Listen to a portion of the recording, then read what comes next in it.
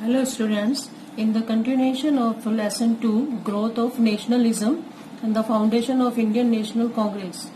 Today we will know about the formation of the Indian National Congress, growth of political association, precursors or forerunners of the Indian National Congress, the reform movements, the English education and the growing poverty of the people brought into limelight a new class of Indians.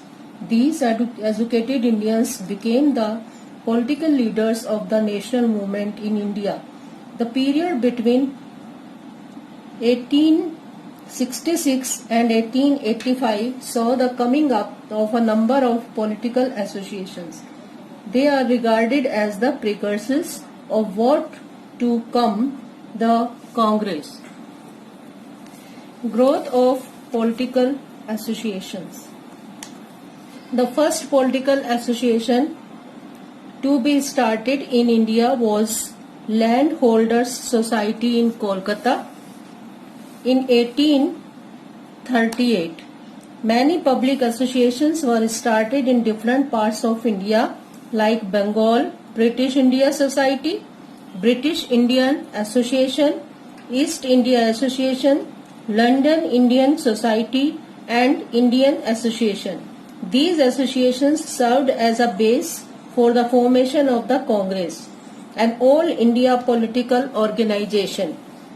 The most prominent among these associations were the East India Association, Indian Association and the Indian National Conference.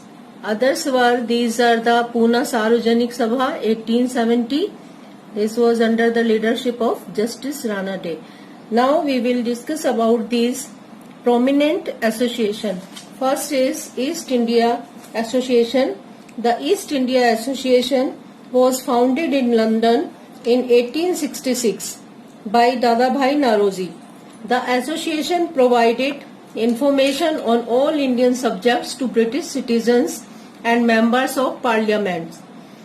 It voiced the grievances of Indians and suggested remedial measures. Dadabhai Naoroji, the grand old man of India, was of the opinion that the British were basically just and good. He wanted to place the true state of affairs in India before the people of England so that the problems of the Indians may be resolved. The association had its branches in Mumbai, Kolkata and Chennai. Second was the Indian Association 1876. The Indian Association was meant to be an all-India movement. It was headed by Surendranath Banerjee. The association had lawyers, professions and educated middle class as its members. This association had branches in Bengal as well as in towns outside Bengal. The objectives or the aims of the Indian Association were creation of a strong body of public opinion, integration of Indian people on the basis of common political interest, promotion of friendly relation between Hindus and Muslims, mass participation in public movement. Achievements were the achievements. It launched agitations against oppressive acts such as License Act, the Arms Act and the Vernacular Press Act, and against lowering the age limit from 21 to 19 years for the ICS examination. The next is Indian National Conference 1883. In 1883, Surendranath Banerjee convened the All India National Conference at Kolkata. It was a provincial organization. It offered a model to the Indian National Congress, which was formed 2 years later. The National Conference held its second session in December 1885 in Kolkata. During the same period, the Indian National Congress held its session in Mumbai. Both these bodies served the same purpose, that is to work for the welfare of the Indians.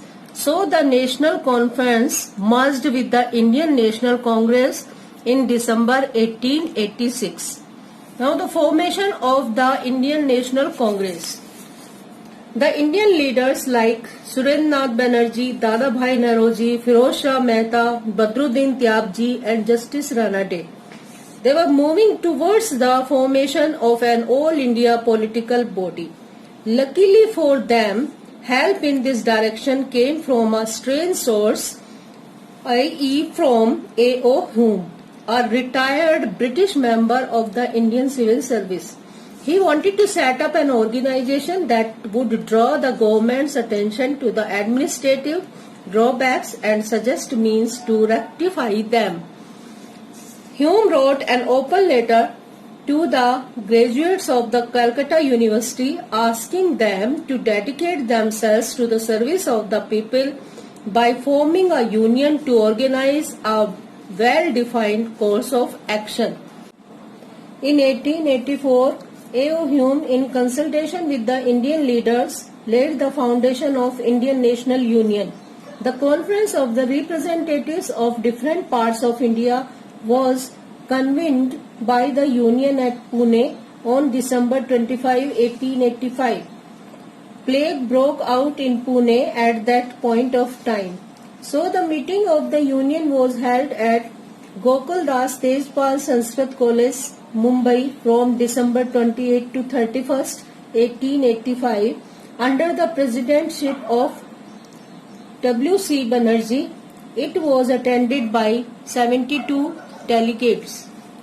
On the suggestion of Dadabhai Naoroji, the name of the union was changed to the Indian National Congress.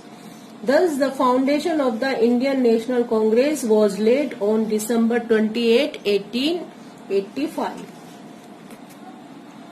The aims of the Indian National Congress were to promote friendly relations between nationalist political workers from different parts of the country, to develop and consolidate the feelings of the national unity irrespective of caste, religion or province, to formulate popular demands and present them before the government, to train and organize the public opinion in the country.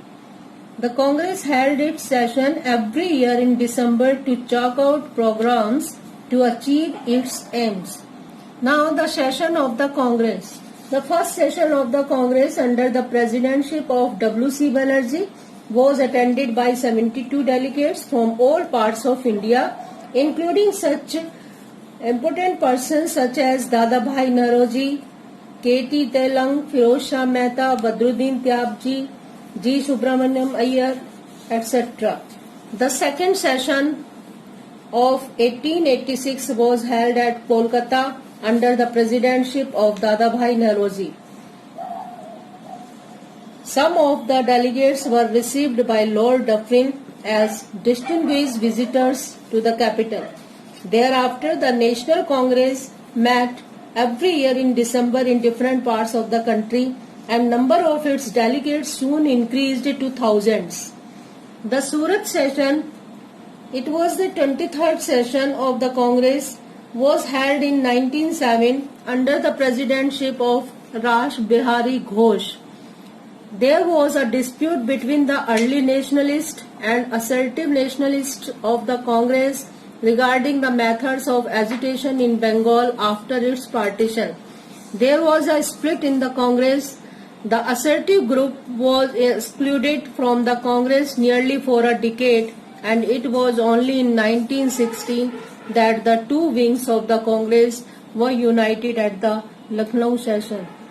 So the lesson is over here, and now you have to learn some important dates, persons and events.